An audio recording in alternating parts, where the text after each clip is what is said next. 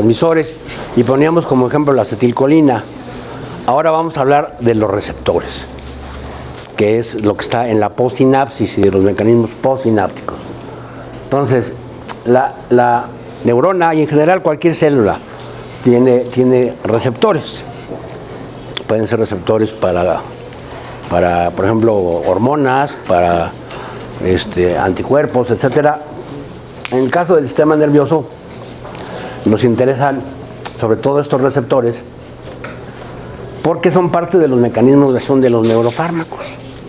Todos nuestros fármacos actúan ya sea modificando estos receptores, tanto los presinápticos como los postsinápticos, por mecanismos enzimáticos, modificando los mecanismos enzimáticos, y por los transportadores de proteínas, como los inhibidores de recaptura de serotonina, ¿no? Entonces, los receptores como tal fue una entelequia, fue algo que se imaginaron los que hacían tinciones para explicarse cómo se pegaban los colorantes, pero también para explicar por qué una misma sustancia en un sitio producía un efecto, al parecer, de tipo inhibitorio, como es el experimento que les comenté de los 2 corazones de rana, en donde un corazón de rana, al ser estimulado por el nervio vago, bajaba su frecuencia, y el otro, que tenía Ringer, también bajaba la frecuencia. Después se supo que este neurotransmisor era la acetilcolina, ¿sí? Pero si yo hubiera usado un asa intestinal y hago lo mismo, hubiera aumentado la frecuencia de contracción. Entonces los farmacólogos decían, a ver, debe de haber diferentes sitios de unión, y estos les vamos a llamar receptores. Paul Ehrlich, el doctor Paul Ehrlich, que era un histólogo alemán, él estaba como que muy claro con esta idea que él usaba en sus tinciones, y desarrolla el concepto de la bala mágica. ¿Cuál es la bala mágica? Sería una sustancia, entonces todavía no se usaban los antibióticos, no había antibióticos, pero él decía algo que nada más se le pega a las células que están causando daño.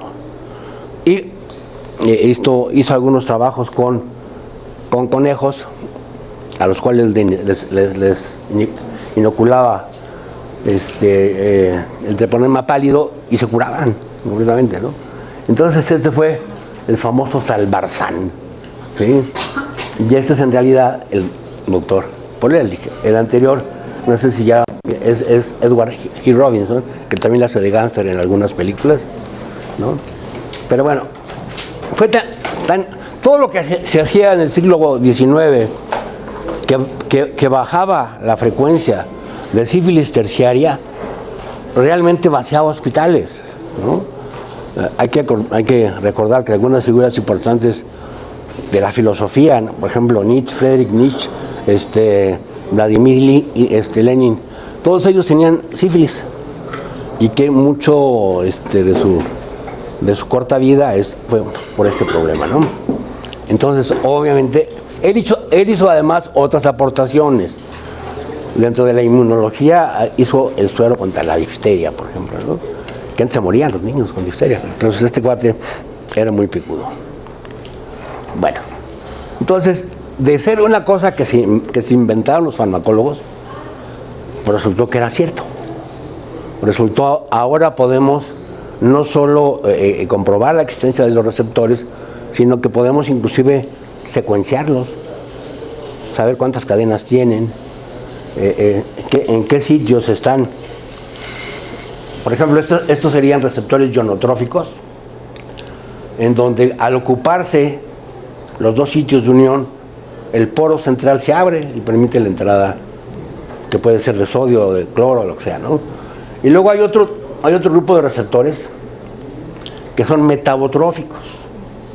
Esto lo que van a hacer es van a activar este complejo, que es el complejo de la proteína G, y activar una serie de cadenas de enzimas que pueden actuar en otro receptor, ¿no? Por ejemplo aquí, y que más frecuente actúan a nivel del genoma.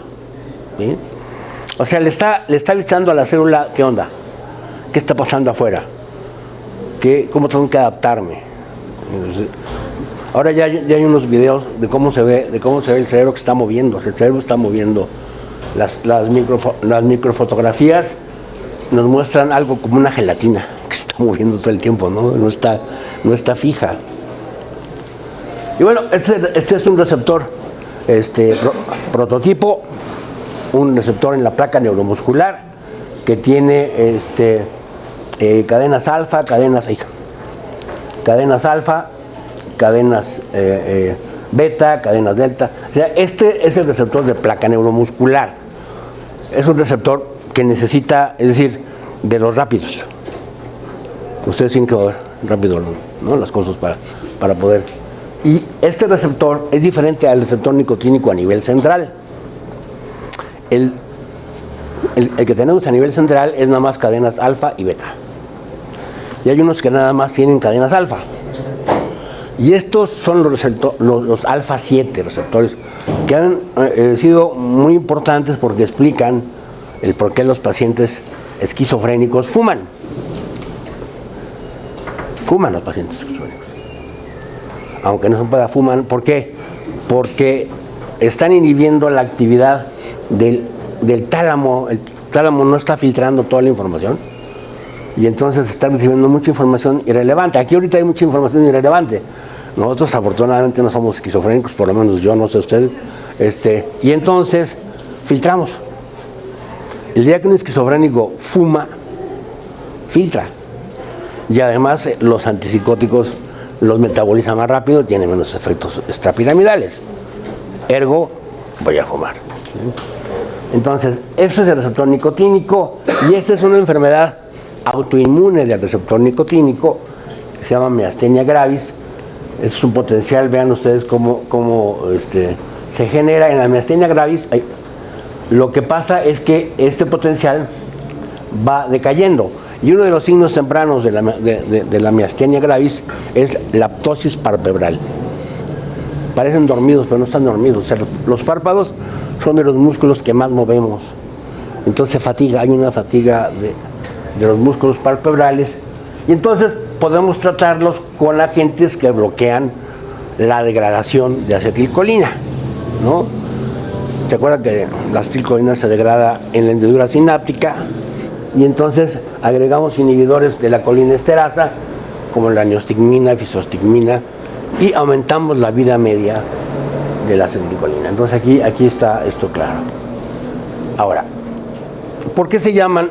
Es decir, ¿cómo está esto de primer mensajero, segundo mensajero? Bueno, el primer mensajero obviamente es el que está afuera de la célula, ¿sí? Estos dijimos que son muchos. Bueno, cerca de 50 ya así bien claros, pero quizá existan más. Y luego está el receptor, ¿sí? Que está en la membrana celular, pero también hay intracelulares, ¿sí? Hay intracelulares para hormonas o sustancias que son lipofílicas, que pueden atravesar fácilmente la barrera, la membrana celular, ¿no? ¿Como cuál? Las hormonas, es decir, toda la endocrinología. Perdón, ¿podría ser los esteroides? Los esteroides, las hormonas tiroideas, y todo eso pasa.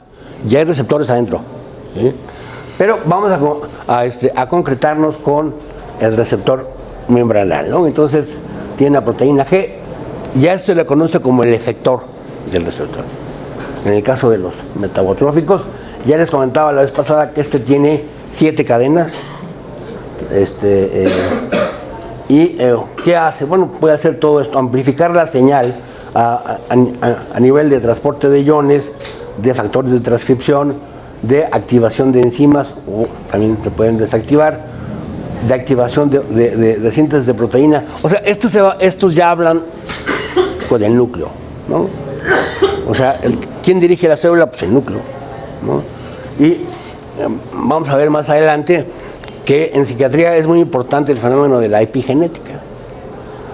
porque esto explicaría el por qué ciertas circunstancias hacen que parte de mi genoma se abra o se cierre y yo puedo expresar ciertas cosas que no necesariamente tengo que expresar, pero si yo cambio, por ejemplo, mi altitud y me voy a vivir a Machu Picchu, a lo mejor sí tengo que modificar mi genoma para que pueda crear más surfactante pulmonar, alguna cosa que aumente mi capacidad pulmonar, ¿no? O sea, no, a lo que vamos es que tampoco el genoma es rígido, sino que hay plasticidad a ese nivel. Ahora, ¿cuáles son las características que debe tener un sitio de unión, ¿no? Que llamamos receptores? Bueno, primero es que no son infinitos, son saturables. ¿Esto qué quiere decir? Que en una unidad conocida de membrana, yo agarro un sitio, por ejemplo, el hipocampo de una rata, ¿verdad? Lo ultracentrifugo y lo que me queda arriba de esto son las membranas. Entonces a las membranas, ¿verdad? Mido cuánta cantidad de proteína es y puedo calcular en esa cantidad de proteína cuántos receptores hay. Es el método como más tradicional, ¿no? Es decir, yo no puedo estar agregando toneladas de ligando porque llega un momento en que ya no se pegan. Esto se ve en las curvas de saturación. ¿Cómo sería una curva de saturación en base a esto? ¿Se acuerdan de las coordenadas cartesianas? ¿Cómo sería? Empieza a saturar, sube. Meseta, tiene una meseta. ¿Una meseta? Hay una meseta. Sí, para eso sirven las curvas de saturación. ¿Ustedes pensaban que porque son médicos no tienen que ver matemáticas? Ja, ja, ja. ¿No? Ahora, si de repente la curva hace esto, o sea, hace una campana invertida, a lo mejor están ya interviniendo otros receptores o otros mecanismos. Entonces, esto lo estudia la gente que se dedica a receptores. Especificidad. Un receptor es para una sola molécula. O sea, por ejemplo, las catecolaminas. Los receptores de norepinefrina no responden a los de dopamina. ¿Sí? Entonces, y nada más difieren de un solo radical. O sea, entonces, esto nos habla de especificidad, reversibilidad. O sea, el ligando entra y se suelta. Cuando hago esto, la estructura cuaternaria de este receptor cambia totalmente. ¿Sí?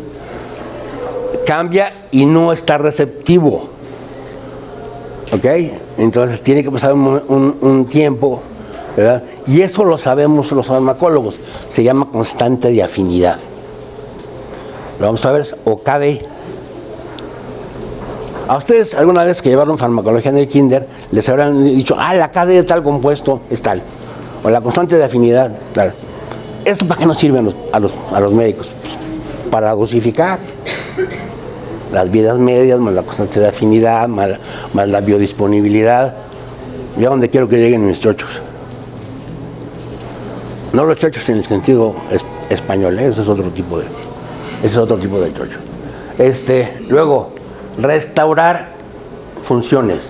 Es decir, una vez que se conoce su estructura, se puede conocer su dinamismo, ¿no? Ahora, ¿cómo lo hicieron para conocer la estructura? Bueno, pues con ingeniería genética. Conoces el gen, ¿no? Se lo inyectas a una célula totipotencial, y esta expresa. Así fue que de repente, por ejemplo, de los muscarínicos, encontramos 5 variedades para las cuales no había necesariamente ligandos para 2. Cuando no hay un ligando para un receptor que se encuentra, se llama receptor huérfano. Entonces es chido porque te encuentras un receptor que no tiene ligando, pero está ligando porque por eso está el receptor, ¿eh? O sea, en el cerebro no hay nada extra. Bueno, en nuestro cuerpo no hay nada extra, ¿sí? Todo sirve para algo.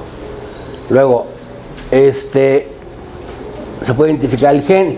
De hecho, mucho de lo que se hace en este tipo de casos es, conociendo el gen, conociendo el RNA mensajero, se puede hacer una tecnología especial que vamos a ver más adelante. ¿Cómo se estudian los receptores? Aquí están los métodos: bioensayo, electrofisiología, unión a radioligando, autorradiografía. es lo que les decía, hibridación in situ, tomografía por emisión de positrones y tomografía computarizada. O sea, esto ya lo hago obviamente en vivo, ¿no? O sea, metemos radioisótopos, ¿no? Y podemos saber dónde están los receptores y qué hacen, ¿no? Okay. El biensayo. Este es el método que todo el mundo usa alguna vez en la escuela de medicina. Por lo menos en la mía, sí lo hacíamos. Que era poner un ilion de cobayo o de tal, y lo ponías en una camarita y tenías unos tambores que daban vuelta, así como del antropólogo, como de la prehistoria, ¿no? Pero te das cuenta cómo ibas modificando la contracción. Bueno, esta cosa que les puede parecer muy rudimentaria fue lo que usaron Hans Kosterlitz y John Hughes para descubrir las encefalinas. O sea, en Aberdeen, ellos trabajaban en Aberdeen, yo siempre les digo, Aberdeen es igual que la UNAM. Así aunque digan que es la más chingona universidad, no es cierto, eso es mercadotecnia. ¿Sí? Ahí se va la luz, cabrones, ¿sí? Te quedas atrapado en los elevadores. Pero lo más chingón es que hay unos elevadores, hay unos refrigeradores que se llaman REPCOS, los cuales bajan la temperatura a menos 50 grados. Si las proteínas no están a esa temperatura, se desnaturalizan, se fragmentan. Entonces John Hughes se fue a un congreso, no habían jalado su experimento, y cuando regresó, no le dijeron que se había ido la luz en la universidad. Nadie echó a andar el botón de alarma para que se cargara electricidad en el refrigerador. Pero gracias a ese error, sus proteínas se fragmentaron. Y entonces las encefalinas son proteínas de 5 aminoácidos. Y ahora que las agrega, sí jala. Sí modifica la contracción del ácido intestinal. Obviamente lo que haces es un corrido de proteínas en gel. Puedes saber el peso molecular de las proteínas. Digo, wow, le dimos, ¿no? Yo siempre platico esa historia porque estos dos cuates de Aberdeen es como un Nezahualcóyotl. Digo, más bonito, pero bueno, más o menos, digo, de pantanos y de neblina y esto. Y entonces, esos cuates les ganaron a un grupo de NIH, de National Institute of Health, que fue el que encontró los receptores opioides. En 70 se encuentra que hay receptores opioides y wow, todo el mundo dijo, ¿cómo? Si hay receptores opioides, debe haber opioides endógenos. Digo, ahora ustedes saben que los hay, pero entonces no se sabían, ¿no? Igual hay receptores abensos. Y no creo que se haya puesto la naturaleza de acuerdo con los de Roche para hacer laboratorio, hacer un receptor de bensos, ¿no? Entonces, a la hora que estamos encontrando esto, se abrió toda una manera diferente de manejo de las drogas. Tenemos receptores, tenemos cosas a los cuales se pegan, ¿no? Ahora, ¿cuál es la desventaja del biensayo? Bueno, sirve para esto, ¿no? Para hacer farmacología, y la desventaja es que es una cascada de eventos, transporte, distribución, metabolismo, etcétera.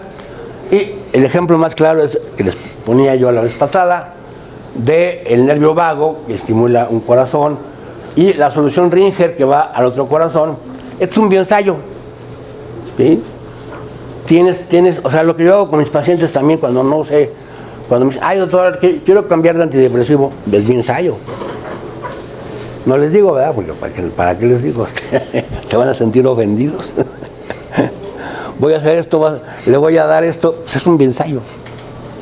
No, finalmente, aquí suponemos un mecanismo de acción y la respuesta, obviamente, pues es una respuesta especial. Se hacen, obviamente, con cultivos celulares, por ejemplo. Se pueden hacer cultivos celulares de muchas cosas. Por ejemplo, aquí una de ellas, que combinan electrofisiología, donde con un microelectrodo estoy registrando células, ¿verdad? Puedo ver, aquí es una célula, ¿verdad? Una micropipeta externa, una interna, con una técnica de patch clamp. Puedo registrar cómo se comporta la célula. Por ejemplo, aquí es un cultivo de células de hipotálamo, y yo estoy agregando una sustancia, la hipocretina, ¿verdad? Aquí una concentración de 1 micromolar. Y lo que pueden ver es que aquí se depolariza, ¿no? Entonces es como para ver el efecto. ¿sí? Entonces son técnicas de neurofisiología, ¿no? Aquí están las neuroncitas, estas son las micropipetas. O sea, para una neurona es un poste de la luz. ¿Sí? Cuando opero con mis amigos neurocirujanos, mis pacientes con resistencia a depresión o a OCD, todas estas cosas, les pones el electrodo y en este momento ya están bien los güeyes. Y les digo, no mames, este efecto placebo, poca madre, cabrón, y les rajan la cabeza. Hay médicos para arriba, para enfermeras, están en un cuarto especial en el Hospital General de México. Aunque sea General de México, estás en un cuarto especial. Espérate una semana. Y a la semana vuelven a estar con los síntomas. Igual la gente con Parkinson, ¿no? Ahora que llega el poste a las células negras o al subtálamo, que es donde bajan esto, dejan de temblar. Pero al rato tiemblan. Porque les digo, esto es un poste que llega a una pobre neuroncita. Bueno, entonces así se hacen los registros electrofisiológicos, ¿no? Es una microfotografía de la técnica de patch clamp, donde se fija el voltaje y se puede hacer también farmacología con esto. El más conocido de todos los métodos para estudiar los receptores es este, unión a radioligando. ¿Sí? Aquí lo que hacemos es primero agregamos un ligando marcado radioactivamente con algún isótopo. El laboratorio tiene que tener permiso para manejo de isótopos, tiene que tener ciertas estrategias para el desecho de esos materiales, etcétera. Y luego se agrega un ligando no marcado o frío. Y este va a desplazar lo que sobra del ligando caliente y después se mide, ¿verdad?, la cantidad que está unida contra la cantidad que está libre, y esas curvas se llaman curvas de Scatchard. A los farmacólogos les da dos tipos de informaciones. Primero, en el eje de las Y está el número de receptores máximo. ¿Sí?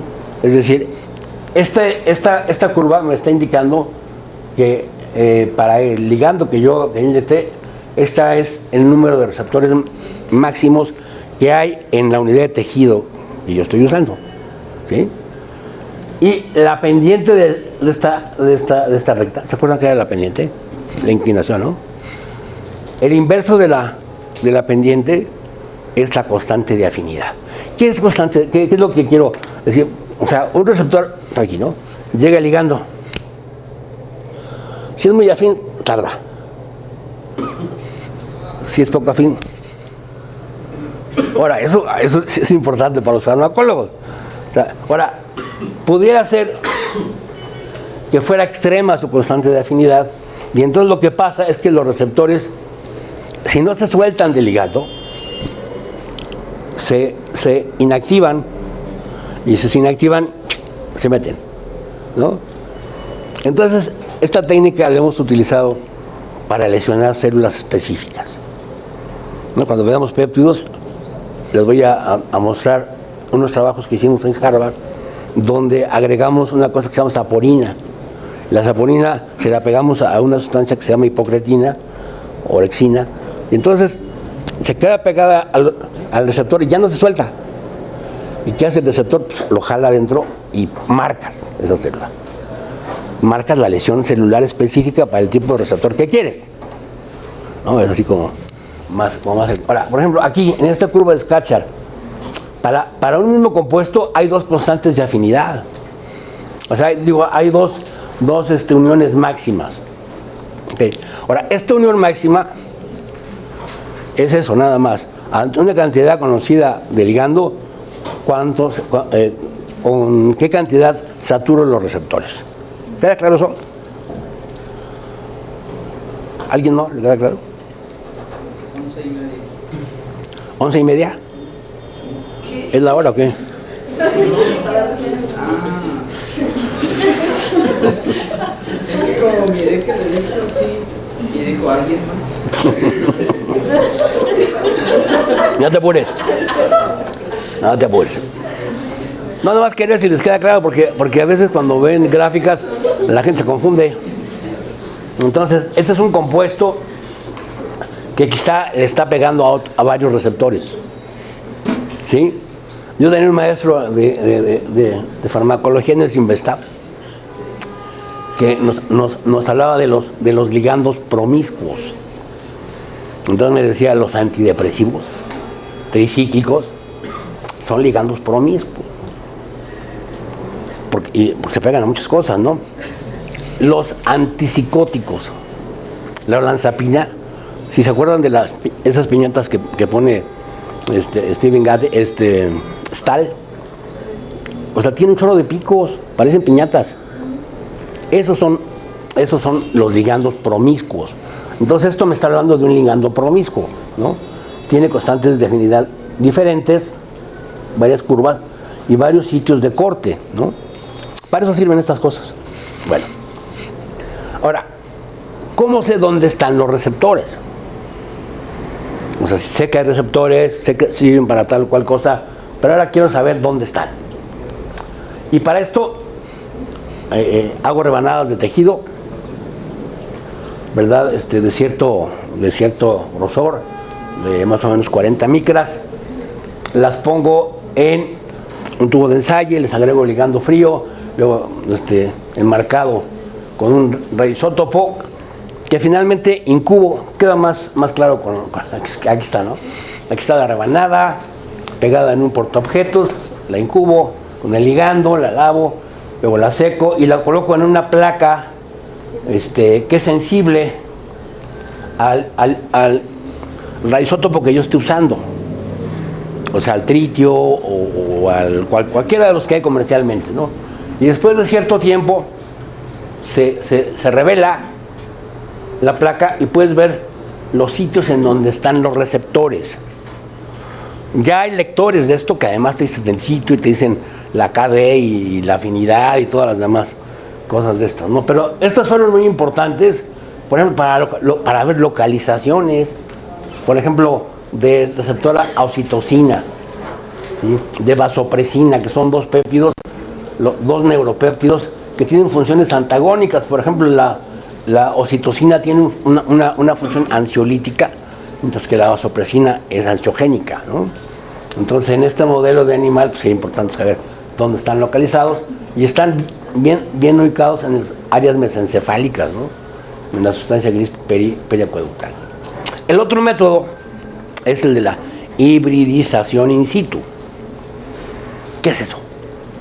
Bueno, aquí tengo que conocer el RNA mensajero que codifica para tal cadena de receptor. ¿Sí? Bueno, sí está. Entonces, ya conociendo ese RNA mensajero, compro en un laboratorio el recíproco de ese RNA mensajero, el cual se va a trenzar con el RNA. ¿Sí? ¿Ustedes hacen trenzas, chavas? ¿Se hacen trenzas alguna vez? ¿O se peinan? Bueno, entonces, el RNA mensajero, yo sé, este RNA codifica proteínas de tal receptor. Lo que quiero hacer es que no haya receptor. Para ver para qué chingo sirve, ¿no? Entonces agarro este RNA mensajero, ¿verdad? Agarro su recíproco, que además tiene pigmentos fluorescentes, y se trenzan. ¿Sí? Y entonces sé dónde están. Es otra forma para saber dónde están, pero también es una forma para inactivar los receptores. ¿Sí? O sea, en investigación biomédica a veces todavía no tienes farmacología de un receptor, pero lo puedes inactivar. Por ejemplo, esta molécula, la orexina, se habían localizado primero nada más receptores huérfanos de orexina, pero la gente que trabajaba en esto trabajaba en apetito, orexi, ¿no? Anoréxica, orexina, y entonces ellos encuentran este péptido, encuentran este receptor en el hipotálamo lateral, pero no encuentran el ligando, ¿no? El ligando lo encuentra otro grupo en el Salk Institute, y entonces son dos péptidos, de hecho, se parecen mucho a la secretina pancreática, y entonces le llaman hipocretina. Entonces es la misma cosa. Hipocretina eran los de San Diego y orexina los de Texas, ¿no? Pero después encuentran lo mismo. Y la historia de esto es muy interesante porque es la mutación de uno de estos receptores, del orexina 2, produce narcolepsia en los perros Doberman. Entonces había este grupo de San Diego tenía una granja de perros Doberman que además tienen un patrón autosómico dominante. 4 perros, 2 tienen narcolepsia. En los humanos no es así. En los humanos parece ser que es una enfermedad autoinmune. Pero bueno, le estamos hablando de cómo se usa la técnica, ¿no? Cómo lo hicieron. Después inactivan el receptor en ratas, o hacen animales knockouts. Es cuates los de Texas, hicieron animales knockouts para receptores a orexina, esperaban que fueran animales gordos o algo, nada. Lo que veían era que de repente se quedaban como congelados. Y entonces alguien que sabía de sueño, que pasó por ahí, bueno, que estaba haciendo una estancia, Tomás Camel los vio y les dijo, eso es cataplegia. Porque pensaban que era como epilepsia, ¿no? Los ratoncitos se quedaban parados. Y entonces la cataplegia es uno de los síntomas de la narcolepsia. Es no poder moverte. O sea, tener un estado de atonía súbita ante una emoción, ¿no? Entonces te caes, se llegan a caer. Bueno, entonces, ok, sí quedó claro esto de la hibridización in situ. Y bueno, ya en la época de las imágenes, una de las áreas bien importantes es que podemos ver en vivo y a todo color dónde están los receptores, ¿sí? Mediante técnicas de tomografía de visión, donde gira una cosa y se están produciendo rayos gamma que son detectados, en este caso, por un tomógrafo de positrón simple, ¿no? Esto hay en la UNAM. El tomógrafo que hay en la UNAM. Y bueno, así, mediante este método se pueden estudiar, por ejemplo, estructuras como la cabeza del núcleo caudado, ¿no? Usuarios de cocaína, ¿no? Antes y después, ¿no? Sin cocaína y con cocaína, ¿no? Entonces, lo que más se afecta es el lóbulo frontal, estructuras del lóbulo frontal. Igual que en los sujetos con trastorno de atención deficiente, ¿no? Bueno, ahora, esta parte es importante porque nos permite agregar ligandos marcados relativamente y ver qué pasa con la zona, ¿no? Ahora, algo que estos cuates, ¿verdad? Los pinches imaginólogos dicen, sentían muy chingones, pero cuando les dijeron, oigan, pero no es online. ¿Cómo que no es online? Ni siquiera su procesamiento de ustedes es online, ¿eh? ¿Ustedes creen que me están viendo online? No. Tenemos nuestra manera de percibir es como diapositivas. O sea, como las fotos del cine. ¿Se han visto agarrado un carácter lo han visto? Son fotos, ¿eh? Nosotros tenemos la ilusión de que están en movimiento por la velocidad a la que va, 24 cuadros por segundo, y porque tenemos en la retina una propiedad que es la de la inmanencia de la imagen. Bendita propiedad, porque por esto hay cine, ¿no? Entonces, pero también la percepción de uno no es online. O sea, hay un procesamiento que nos hace parecer como si fuera online. ¿Ok? Bueno. Entonces, ese es un trabajo también interesante con haciendo un radioisótopo con altanzarín con flor, y son mujeres menopáusicas, ¿no? Entonces, tratadas con estradiol, progesterona. Yo asistí a esta plática cuando la presentaron en un congreso mundial de psiquiatría en Japón, y yo salí y dije, yo me voy a chingar, voy a empezar a usar estrógenos.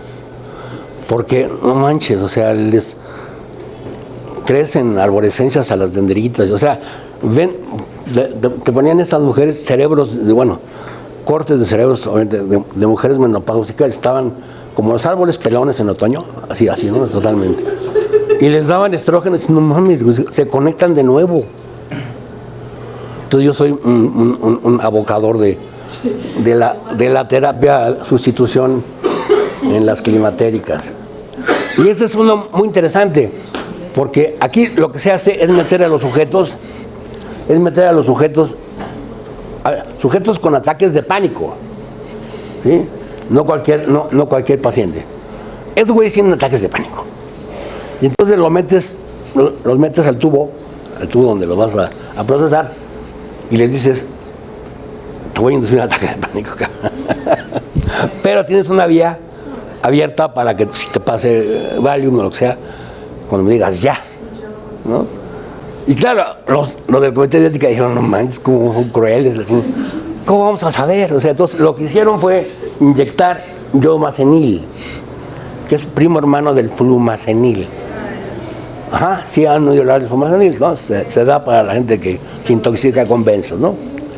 Entonces este es un yomacenil que va a ir a los receptores a benzos. Sí, capiche no cabello viniendo. Entonces se inyecta en el yugular. Cuando el güey tiene, ay doctor, ya me está dando el ataque, chingale. Le pasas, ¿y qué vieron? Que en el hipocampo, estos normales contra gente con pánico, en el hipocampo hay una disminución de receptores a benzodiazepina. Wow. Bueno, fue lo que estuve.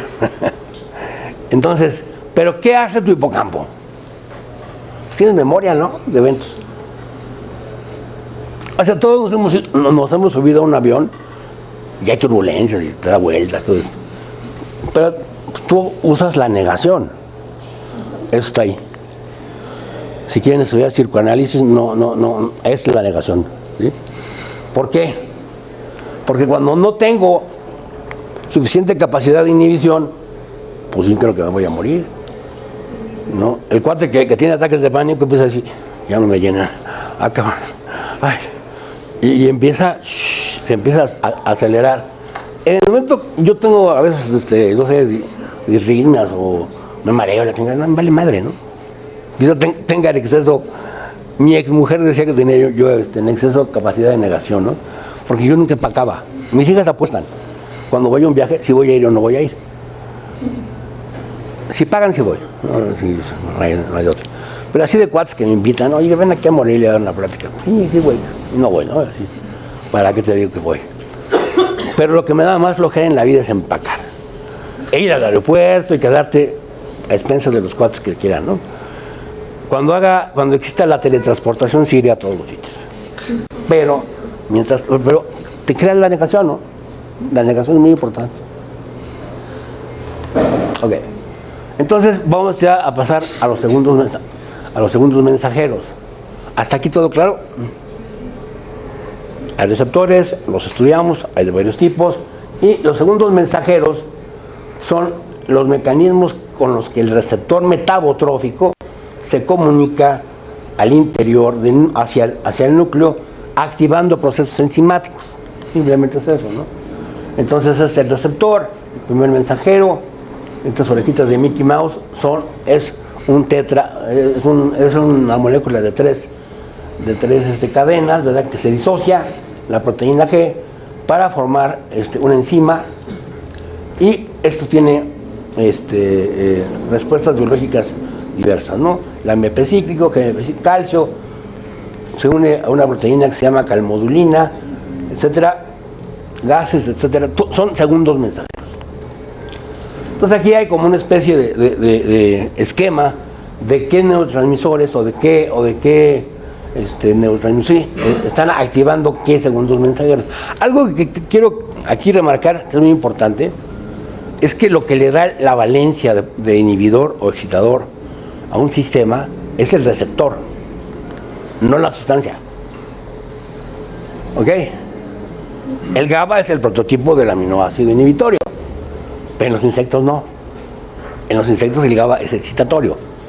Entonces debe estar acoplado a un receptor diferente al que usamos los seres humanos o los mamíferos, ¿no?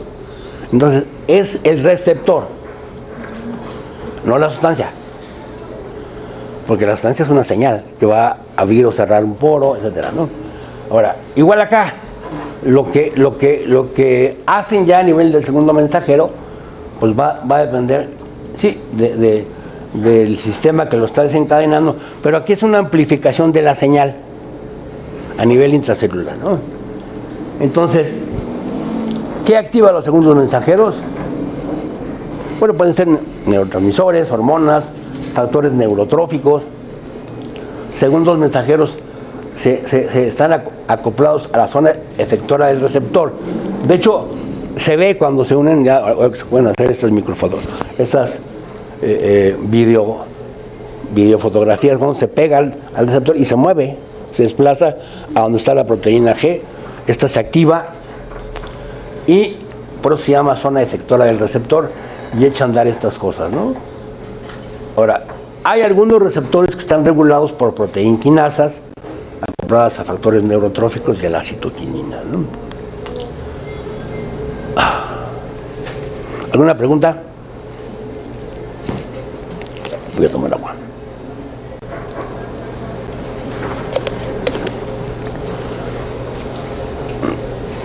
Entonces, esta activación se hace por la unión a un receptor específico. Ahora, los farmacólogos pueden activar segundos mensajeros sin que se activen los receptores mediante sustancias como el foscolín, o sea, sustancias que pasen la barrera la membrana celular sin activar los receptores. Entonces, con estas sustancias lo que están estudiando es las cadenas de eventos que hay a nivel subcelular, pero en general fisiológicamente primero se activa el receptor, cambia su estructura cuaternaria y por un tiempo no es funcional. ¿Okay? Esto es importante porque nos explica fenómenos como la tolerancia. ¿Okay? O sea, un tiempo no es funcional, tiene que pasar un tiempo. Por ejemplo, los niños con atención deficiente, ¿no?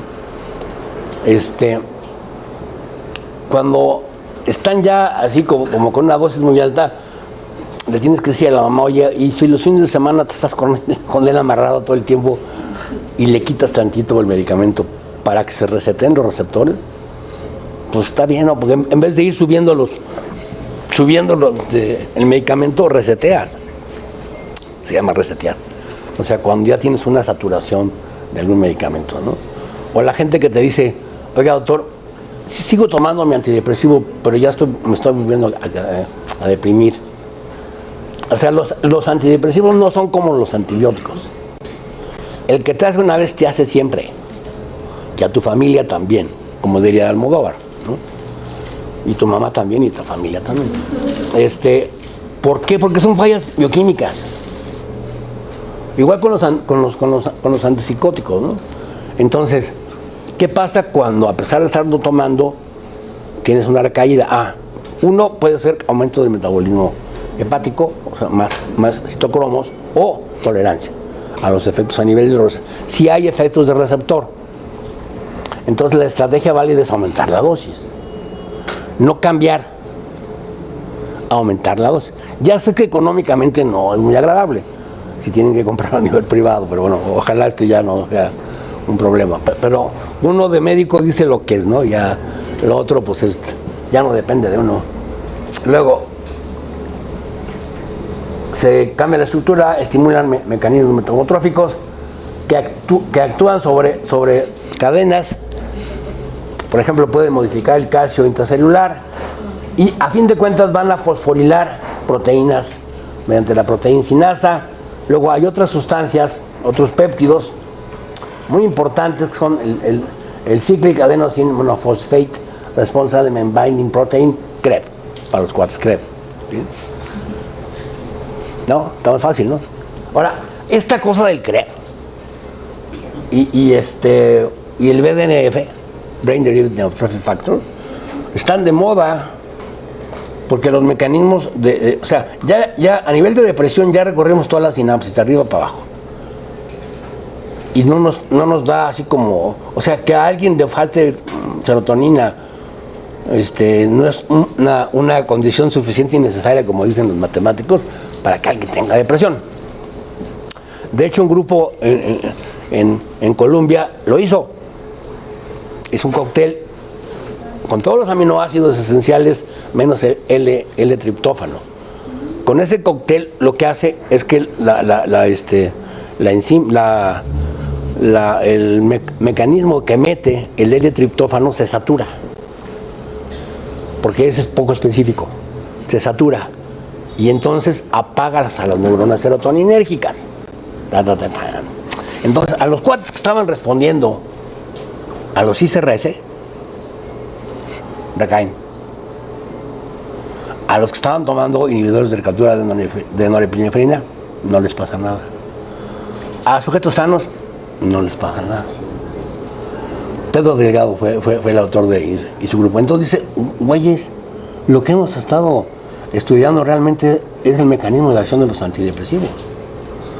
O sea que se requiere que haya niveles mínimos de serotonina para que haya una inhibición de recaptura de la serotonina, cabrones. O sea, todo lo que los laboratorios, de ahí viene cuando les voy a hablar de la farmamafia, ¿no? Cuando dicen, entonces, ¿por qué estos güeyes nos estuvieron engañando? Bueno, había algunos repres, claro, los repres, mis respetos, son peones de la maleta, pero les decían que la depresión mayor era como la diabetes, que era de por vida.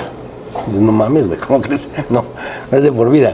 Pero, ok, ¿sí entienden esta parte? O sea, la depresión de un neurotransmisor no explica que alguien se deprima. Son los mecanismos de regulación. ¿Sí? Yo tengo que tener niveles de serotonina o de norepinefrina o de X en ciertas condiciones. Y si se bajan o si etcétera, se corrigen. Aquí el problema está en los factores que corrigen, no están corrigiendo bien. Entonces perpetúan un estado, como en este caso, de depresión, ¿no? Y por eso aquí se dice que este factor, ¿verdad?, se correlaciona favorablemente cuando hay tratamiento crónico con antidepresivos, ¿verdad? Aumenta la expresión de RNA mensajero para este factor y hay una relación directa entre el aumento de este factor y la respuesta clínica con antidepresivos, ¿sí? O sea, claro, no hay un laboratorio donde te midan estas cosas, pero a nivel experimental esto está claro, ¿no? Entonces, igual, ahí va de nuevo el repaso, ¿no? Ligando, neurotransmisor, hormona. ¿Por qué tiene aquí un 7? Porque tiene ese cadena. Eso. O sea, es un proceso pedagógico que aprendí de mi maestro Humberto Eco. Mis hijas me dicen, papá, si no lo conociste, este cabrón, ¿cómo es que es tu amigo? Pues leí todos sus libros, güey. Él no ha leído los míos. Entonces, él decía que la mejor forma de hacer pedagogía es con sentido del humor. 2, con repetición. Entonces, yo les decía, si tienen 7 es como una camiseta, ¿no? Como los del fútbol americano o de soccer, ¿no? Entonces, tiene 7 cadenas. Se pega la proteína G, anda acá, se une a la proteína G, activa un mecanismo enzimático y ese mecanismo enzimátique produce un segundo mensajero. Esto es totalmente una caricatura, pero nos hace clic para saber que un segundo mensajero surge de esto, ¿no? Primer mensajero, proteína G y la enzima resultante, ¿no? Que aquí Steven Stahl la puso como una mamila. Por ustedes son medio mamilas, dijo. Es que los residentes psiquiátricos son medio mamilas. Y entonces, estas son las proteinquinasas. Están dormiditas. Bueno, así se le imaginó el artista que dibujó estas cosas, ¿no? Y entonces, el segundo mensajero lo que hace es que fosforila o activa, aquí tiene PO4, ¿verdad? Activa a las proteinquinasas, ¿verdad?, que mandan su señal ¿a dónde? A los factores de transcripción. A los factores de transcripción temprana. Ahora, nosotros estos factores de transcripción temprana, uno de los más que hemos estudiado más es el CIFOS. El CIFOS es un oncogen, ¿sí?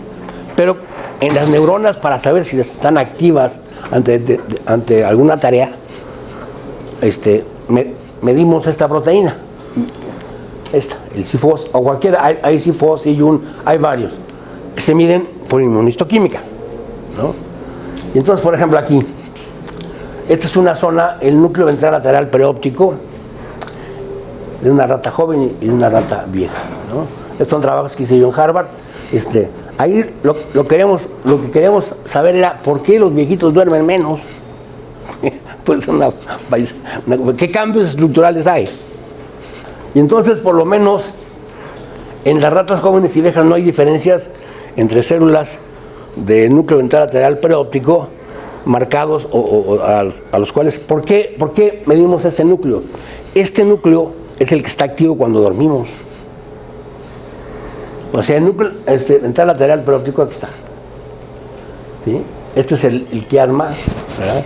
Aquí está el supraquiasmático, este es el ventrículo. O sea, este es el que nos pone a dormir. O sea, tenemos un proceso S, que se llama S de sleep o de sueño. Entonces, en el día acumulamos sueño. Digo, es una verdad de perogrullo, pero entre más tiempo estén despiertos, más sueño les da. ¿No? Algunos de ustedes ya ni siquiera se acuerdan cómo era dormir bien. Los R1, por ejemplo, ¿no? Pero sí tenemos esa estructura. Ahora, esta estructura, ¿cómo sabemos que está activa cuando estamos dormidos? Porque hacemos privación de los animales de sueño y cuando los dejamos que duerman, se sacrifican. ¿Sí?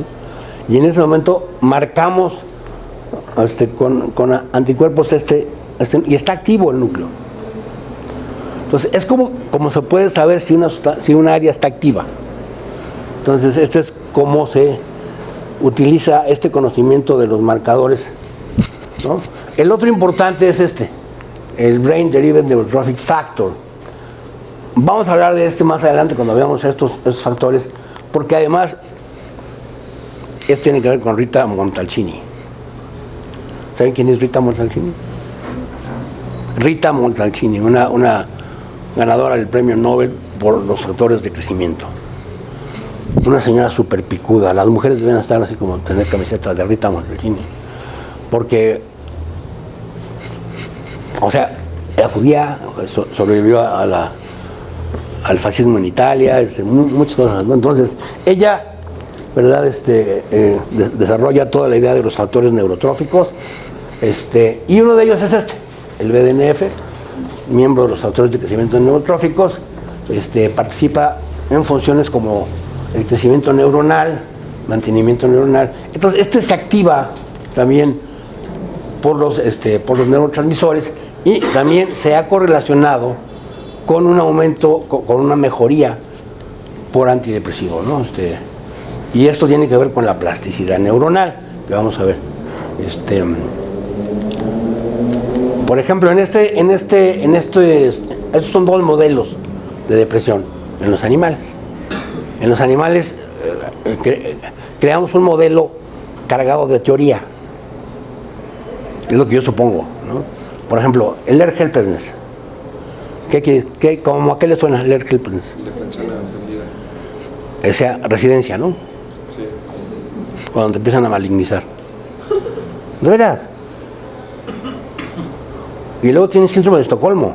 Y hacen especialidad, super especialidad y alta especialidad y wow. Y llegas a Ciudad Juárez, no, nada más hay de psiquiatra, aquí no hay plaza de psiquiatra. No nos importa que usted sea súper biónico y además temporal, no se entusiasme mucho. Perdón. Entonces, esta es una prueba muy interesante que hicieron los conductistas. Dijeron, la depresión se parece a que has aprendido algo en tu vida y no sirve ni madres, ¿no? Entonces a las ratitas las enseñan, hay un foco que se prende antes de una descarga eléctrica y el animal puede pasar en una caja de Skinner a otro lado donde está a salvo. O sea, foco, descarga, brinco, foco, descarga. Pero un día se cierra el hoyo donde se escapan hacia la otra. Es como con ustedes cuando firman para estar aquí en la residencia, ¿no? Chin, se cierra la puerta. Y pinche rata, aunque brinque y así, no hay salida, ¿no? Entonces, ¿cómo se califica si la rata responde o no a antidepresivos? Por el tiempo en que se da por vencida. O sea, hay un momento que el chato no se mueve aunque le pases corriente. Ya le vale madre, ¿no? O sea, un R4 así jodido ya que ya no puede ni saber. Más o menos. La otra, la prueba de nado forzado. Se mete también a un animal de laboratorio, una ratita, y toca, o sea, en agua, en una cubeta que toca el piso, no se trata de que se ahogue. Pero la rata tiene una conducta de nado instintual. Ahora, ¿cómo se mide el efecto antidepresivo? Las veces que la rata deja de nadar. O sea, cuando ya deja de nadar y nada más flota, ya se dio por rendido, ¿no? Entonces, pero eso ocurre muchas veces. Entonces, es como se miden los antidepresivos, ¿no? Entonces, sí hay una relación temporal entre los AMP cíclico y estos dos factores, tanto el BDNF como el CREF, ¿verdad? Se han estudiado en varios modelos de animales para el laboratorio. Este es el otro, la otra estrategia farmacológica, que es un poco como la hibridización in situ, que es la administración de drogas antisentido, es decir, no antisentido de tipo sensorial, sino antisentido del RNA mensajero. Pero estos no están marcados. Este únicamente se trenza y lo inactiva. Entonces, si yo quiero saber si el receptor a orexina sirve para alguna función vinculada, no sé, a la convivencia entre los animales, tal, lo puedo anular mediante estas estrategias, ¿no? Bueno, esto lo vamos a ver con más detalle cuando... Esto me interesa más que lo veamos. Los receptores, en general, no hay algunas excepciones, tienen un fenómeno recíproco en relación a sus ligandos. Es decir, si hay muy poquito ligando, o mucho ligando, los receptores cambian. ¿Sí? Vamos a suponer el caso de las regulaciones abajo o down regulation. En la down regulation existe una cantidad excesiva de neurotransmisor, entonces el receptor baja. ¿Sí? Mientras que en la up regulation los receptores aumentan, ¿verdad? Entonces, esto lo que se trata es de que el efecto sea estable. Lo que importa es el efecto a nivel celular. Si hay poquitos receptores, si hay poquitos ligandos, aumentan los receptores. Si hay mucho, bajan los receptores. ¿Esto en dónde lo veo? ¿En qué casos clínicos? ¿Tiempo de respuesta antidepresivos? Más claro, en el uso de antipsicóticos típicos. Los cuates que usaban antipsicóticos típicos de repente tenían la disquinesia tardía. Empezaban a mover la boca, o sea, el signo de conejo. Y entonces los colegas que no habían ido a mis clases, ¿qué hacían? Les quitaban el antipsicótico. Y se ponían peores. Porque lo que tenían era una denervación. O sea, tienes muchos receptores, pero no tienes ligandos. ¿Por qué? El ligando ha estado crónicamente, porque el receptor ha estado crónicamente tapado ¿sí? Entonces, esta es una explicación de la disquinesia tardía. Bueno, ¿sí les queda claro esto de la regulación abajo y arriba? Ahora, tiene sus excepciones. Una de ellas precisamente es con la dopamina. El receptor D2 de dopamina, ante una estimulación repetida, se hipersensibiliza. O sea, este receptor hay otros más, pero ahorita digamos que este receptor. ¿Cómo sabemos eso? Por los usuarios de anfetaminas y de cocaína. Los usuarios repetidos de anfetaminas y cocaína tienen una psicosis paranoide, ¿no? Empiezan a sentir que los ven, que los persiguen, y se descubrió que esto era porque aumenta el número de receptores, a pesar de que aumenta el ligando.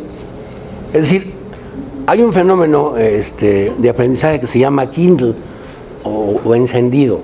Entonces yo puedo a un animal de laboratorio darle una dosis fija todos los días de cocaína y mido su locomoción.